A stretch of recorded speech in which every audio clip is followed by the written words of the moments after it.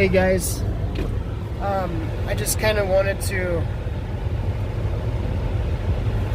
let you guys know it's been about 16 days since I've had anything. Withdrawals have stopped. Physically, mentally, they're still there. Today's was a bad day. I woke. This is the second full day I have not had anything to eat. I went to the shelter in Omaha, and they are on lockdown, and they're not accepting people, so they can't help you. They gave me resources. They gave me a number to call, which was the Red Cross. I called them and I told them the situation, and their words to me were, "We don't help people in your situation. We're for national disasters only." I said, it kind of is. I'm homeless. I'm laid off. I have no money, and today's the second day I haven't eaten. I said, I was able to get some water from McDonald's, but I don't have any money for food. I woke up this morning, the pain in my stomach hurt that bad, it woke me up, and I finally fall asleep around 3 a.m. This is like 6:30 a.m. so it was only 3 hours that I was able to sleep. And so they tell me that, and it just like, are you serious? You're the Red Cross. You can't, I've given you guys money. I've given you enough money that I bet you I've given the Red Cross at least $500 throughout my whole life. Donating at least, and it's probably more than that, because there was one time that I gave them $100. There was another time that I had $70 on me, and I put it all in the Santa Claus can. I've donated blood. And plasma, and I'm an organ donor. But I need a sandwich, and they can't help me. The homeless shelter can't help me. Every state building is locked. You can't go to the hospital. So I'm scared. I've never went this long without eating. I don't know what I'm gonna do. I'm 36 years old, and I can't feed myself in the United States of America. So that has been on my mind all day, and I've been going to churches. They won't help. I'm not a member of any church, so they won't help me. Catholic charities, they won't even let you on their premises. So anyways, I've been very, very pissed off that I'm in this country that is supposed to be great, but yet I can't eat. I cannot eat. And I'm in Nebraska, okay? I'm in Nebraska. Beef, capital, corn, vegetables. I'm in the heartland, guys. I can't eat. So I'm so hungry today that it starts after everyone's telling me they can't help me. I don't know what to do. I don't want to steal, but it starts going through my mind. Just go into Hy-Vee and just get something to eat, because it'll end. It'll end this hunger. It'll end the pain. So I want to go in there, but I can't steal. That's going low. That's really low. Am I that low? I don't want it to be. I'm scared. What if I don't eat tomorrow? Well, that's what I was thinking at the time. I finally got money from my mom. Finally brought me money after, she had it and she could have gave it to me. So I don't know why. She wants to start fights with me whenever I'm asking for some help, and then I don't even have my ID. The last cop I talked to took my ID and then wrote me a ticket and never talked to me again, and kept my ID. My driver's license, never gave it back to me. And I have been trying to get my driver's license back, like a copy of it, from the DMV. And of course COVID happens, so they're shut down now. They're even worse to deal with. But before, they're like, nope, we need 2 forms of government issued identification and mail, 2 pieces of mail, your current address. I don't even have my social security card or birth certificate. My mom has that shit. I should have it. So she doesn't even have it. So she had to get my birth certificate. It took almost a month and a half for them to get my birth certificate to me. Damn near 2 months. So now that I've got it, I can't even go get it because they're shut down, and I don't have the money for it. I got it now. I've got a little money right now. But anyways, this is in my mind. The other thing that happened is I never received a stimulus check. The government sent me a letter. May 4th is when this letter got to me, saying we're gonna help you. It was signed by Donald Trump or all that bullshit. Something about $1,200. There was no check with it. I looked very hard because when that came, I was broke. I had probably $400 to my name, and I had to pay a car payment, and that's where that money went. So I was needing that bad. So yeah, no stimulus check, no food, no help from our government. Am I the only person that's in this situation? I sure hope I am, but I doubt it. I'm about guaranteeing you there's lots of Americans right now in this situation, and it's not fair. Like, is it because I have a felony charge for a weapons charge? Back in 2010, I had a gun.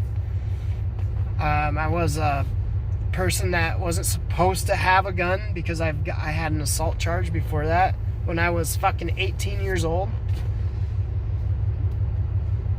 Now, let me tell you a little bit about my upbringing. So I grew up in a split family. I had 2 parents on each side. So my dad remarried and my mom remarried. My dad didn't want anything to do with me. So my mom ended up having another child with her new husband. And I was like 9 or 10 years old. It was all hell after that. And my stepdad's an alcoholic. My real father's an alcoholic. My real father, when I did go to see him on the rare occasions, he treated me like shit in front of my stepsisters. They would make fun of me. They just treated me like I was from the hills, because I didn't have nice clothes, and I didn't get to shower. I grew up with a mom and stepfather that really did not want me. And going to school was hell. I went to school and I would be bullied by the kids, and this is a smaller town. I moved there from out of state. This is in West Point, Nebraska. So I moved to West Point when I was about 8 years old. And then my mom had another child when I was 10. So I got bullied a lot at that school because I didn't have a right last name and I didn't have nice clothes. My jeans had rips in them and stains on me, and I was just made fun of a lot. Not only by them, but it was hell going to school because not only they made fun of me, the teachers made fun of me as well. I remember one teacher calling me a retard. She said, "You're just retarded. You don't understand this. I can't have you in my class making..." How did she say it? She made it seem like I had a disease that would affect the rest of the class because I was too stupid. That is what she told me. My teachers would tell me that shit. So not only by the peers, the teachers, I would go home and I had not any idea about the mood my mom was going to be in and if my stepdad was going to blow up. Because he gets drunk and then flips a lid and you're going to have a welt across your face. Or he's choked me out, punched me, knocked me out several times. Fight. I mean, I watched him punch a cop. He's a violent person. And my mom was she neglected me. The people that I was supposed to rely on were not there for me. And my real dad, I made me feel like it was so bad there at my real dad's house that I ran away and was trying to hide with pigs. Because I would rather have lived with the pigs than feel the pain I felt with them.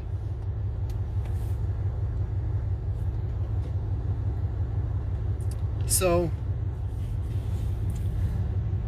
anyways, that was my life till I was 17 and I was able to get out.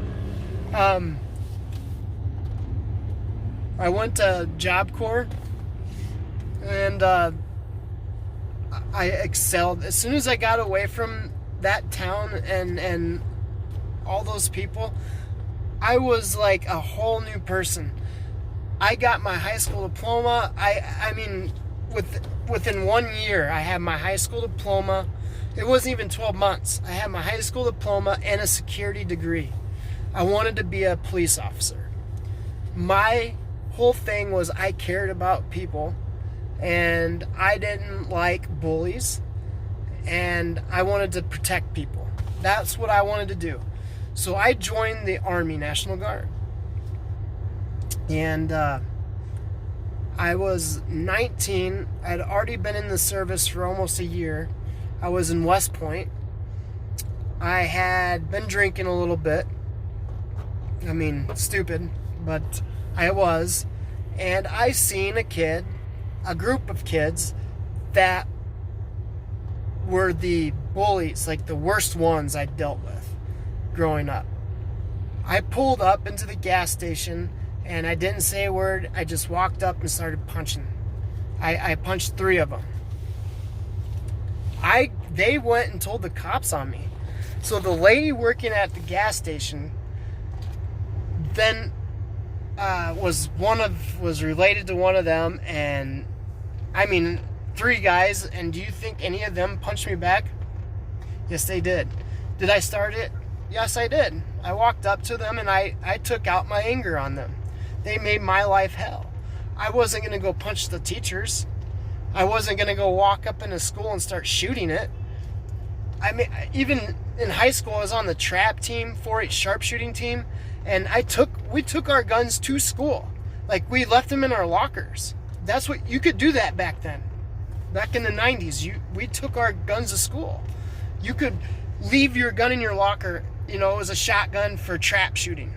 The rifles we left in the car. You didn't bring them. You didn't want to carry them in. But the shotguns we bring into school, and we go and shoot trap right after school. It's clay pigeons, blue rock shooting. I never wanted to do any of that. I never thought about killing people, but I did think about punching them quite a bit.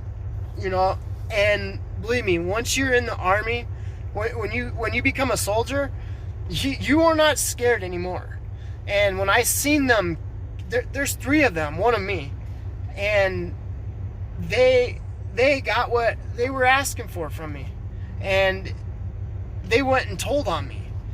So I get arrested that night, and I get back to the cab. I tell them, hey, I got in trouble, and they said, this is very serious. You can't have them assault charges because we'll have to discharge you. We will kick you out. You're gonna have to figure this out. So I go to the prosecutor and I call him and ask him, and he says, I tell you what, because he had received multiple letters from my NCOs saying, hey, this guy is a leader. He's a soldier. One of our best, he's an example soldier. Whether or not that was true about me, it was still nice to have that, But I did excel in the Army. I was very, very good. I did that one place that I was accepted. Job Corps and the Army, I was accepted. And when I was accepted, I was such a smart, bright young man with so much potential. And I believe that this is the defining moment in my life, what this prosecutor did. He told me, I said, if you guys can find it in your hearts to somehow dismiss this to something less than a third-degree assault, I will pay you any amount of money. What can we do? He calls me and has me come to his office. I haven't even been to court yet for this shit. I haven't been arraigned. I'm just out on a PR bond. And I go there, and I show up in my BDUs, because back then we still were in Greens. We were just transferring over to the ACUs. Black boots, shine polish. I look like a very well-groomed soldier. A very good soldier. I look like a soldier, straight out of the movies. The haircut, everything. I go up to him very polite, and he tells me, what I'm going to do is we're going to dismiss your charges, not by prejudice. You're just going to pay a court fine, and if you get in trouble in this town again, we're going to bring them charges back up and charge you again. But for now, they're dropped. I agreed. I said, okay. That day, he calls up to the courthouse. We go up to the courthouse that day. This is how fucked up this is. Takes me up there. I agree to the terms. What I didn't know was he was playing me for a fool. I then just pled guilty to third-degree assault. Now he's got me. You know what happens? I end up getting fined $600, and I had to pay back restitution to them kids that bullied me. Not only that, I got kicked out of my career because he lied to me. The first time I ever been in trouble was that day. And that wasn't the last time. I mean, that was the day I started fucking getting in trouble over and over and over again. I had no idea what I was going to do without the military. That was everything to me. I would have given my life. I was willing. That's what you give. You give your life to them. And to this day, that fucking haunts me. I have dreams about being back in the military. I mean, that is all I ever wanted, because that is the only place I felt accepted. I didn't have to worry about what my dad was thinking about me, how my mom was going to treat me, if my stepdad was going to beat my ass, if my sisters were going to hate me. I was not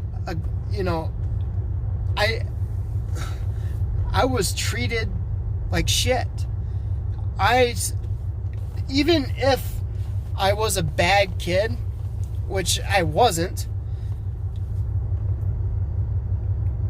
it still doesn't it just doesn't seem like it to make, I was a kid. Even if I was bad, do you just make it worse for him by bullying him more, by laughing at his pain? That is what happened to me, and I'm not exaggerating this. That is exactly what happened to me, and that is, I have not been able to tell my story, and today I want to. Why did they decide to treat me like that? Why didn't I, I just can't answer it. It's weird. Like, I'm in the National Guard. On top of that, I'm working at IBP. On top of IBP, I'm also going to help my dad at his meat locker. I was doing 3 different jobs. And I needed a place to live. This is how fucked up my mom is. I'm 19. I've got the money for a place to live, right? But I don't have credit. So they asked me, you need a cosigner. I said, well, what's that? Well, like your mom or dad. They knew who my dad was, and they were like, well, he's got plenty of money. He owns the meat locker. Will they co-sign for you? So I call them. Nope, would not. So I've got like $3,000 on me, and not in the military no more. I still have my jobs, not missed one day of work. And I had to sleep in my truck at that time. So now I remember I was actually showering at the plant, and then I'd go sleep in my truck out in the parking lot at IBP because my mom would not help me get my own home. I would own that home by now. Not only that, is that like every car I had to buy had to be at least if $1,000. If it wasn't like I couldn't ever get a car with a loan because I didn't have anybody to sign for me, and even walking in with $3,000, $4,000, you can't. They wouldn't sign for me. Nobody would give me a car. So I'd have to buy a piece of shit that would break down on me. And that's been my life. I've never been able to establish credit. I have worked really, really hard in my life. And after prison, I really, even before prison, I had a chip on my shoulder.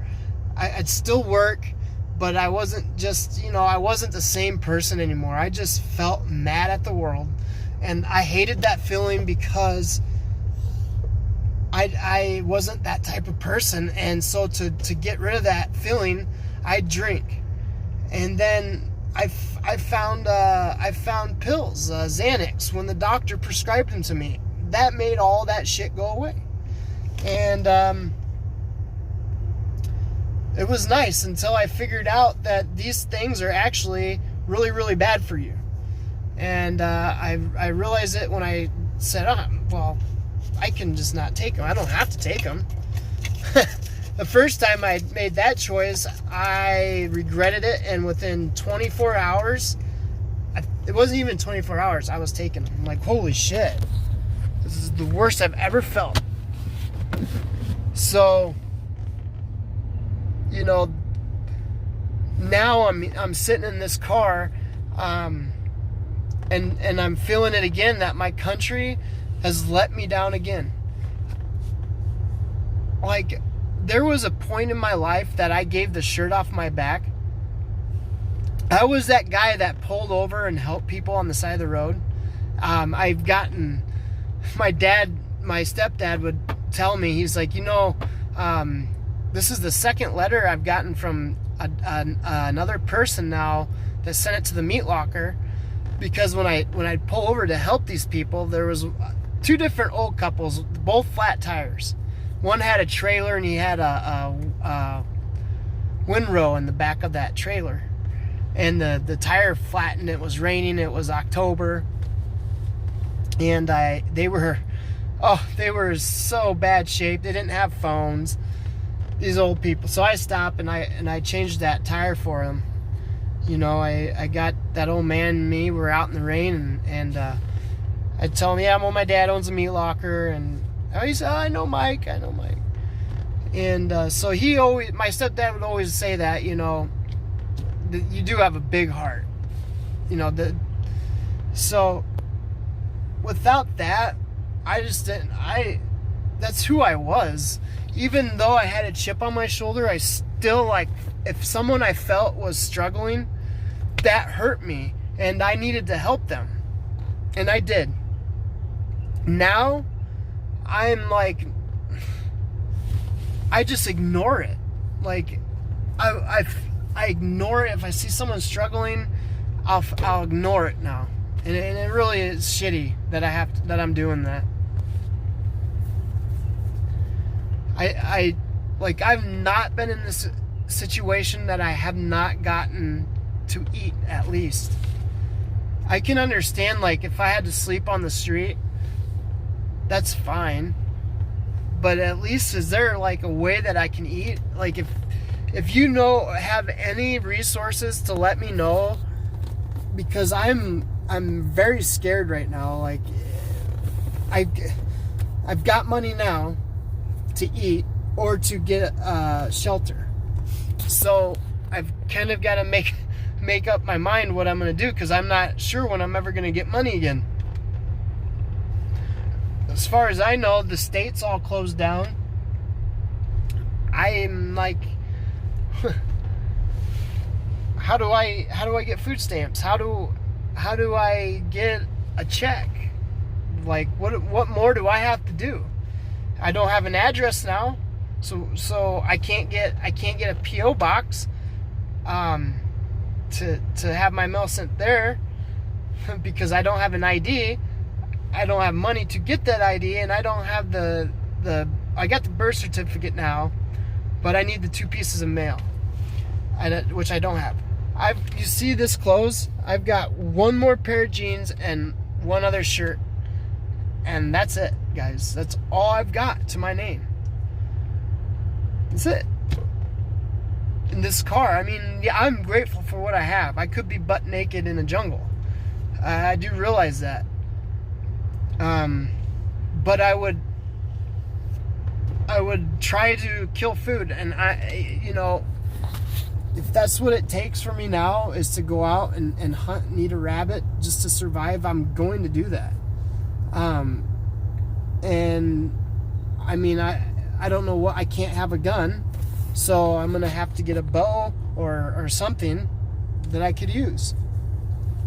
That is how fucked up they have us. Like, I don't know if it's just me or if there's a lot of people out there. If you know people like that, share this video with them and get me in touch with them, so we can, this has got to stop. Whatever this bullshit is on TV saying we're doing good, we're not, guys. I mean, today is the second day I'm not eating, but the big pharmaceutical companies that give kickbacks to these doctors to prescribe me addictive pills that put me in prison, that could put me in prison or into the ground, sure ain't over here trying to give me a sandwich. But would I've given my life for them if this country was attacked when I joined the service? That was my plan. It's just so frustrating, guys. I'm crying. I'm hurt. I don't know what to do. I don't know anybody.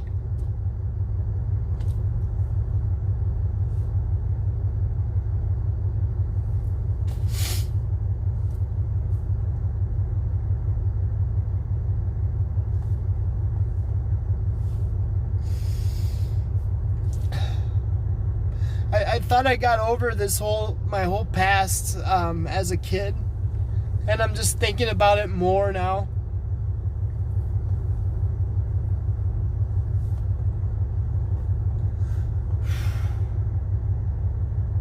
I'm cried out. I'm really sorry about that. I had to vent, and I haven't showered. I've been able to shave, and I don't even know. I'm not ever looking this bad.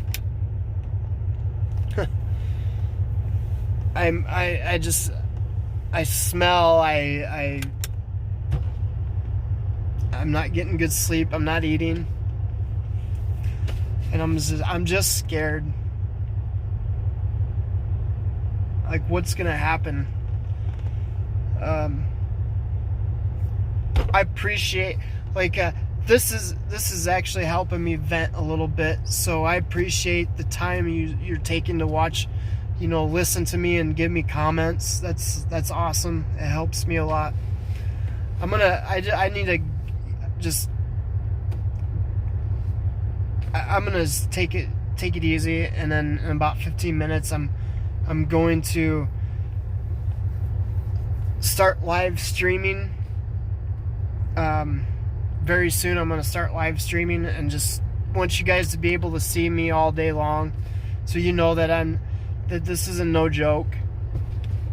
Like, I need this to be like, I'm going to live stream the Red Cross telling me that they don't help people, the churches telling me that they can't help, the homeless shelter on lockdown, the state buildings all locked up. I'm going to live stream all that shit. And tomorrow's Sunday, so I hope I at least I got some cash and I'll be able to eat tonight. I'm really hungry, and that's what I'm about to go do right now. And my brakes just went out of my car, so I'm gonna have to be really careful. So I'm gonna get off now.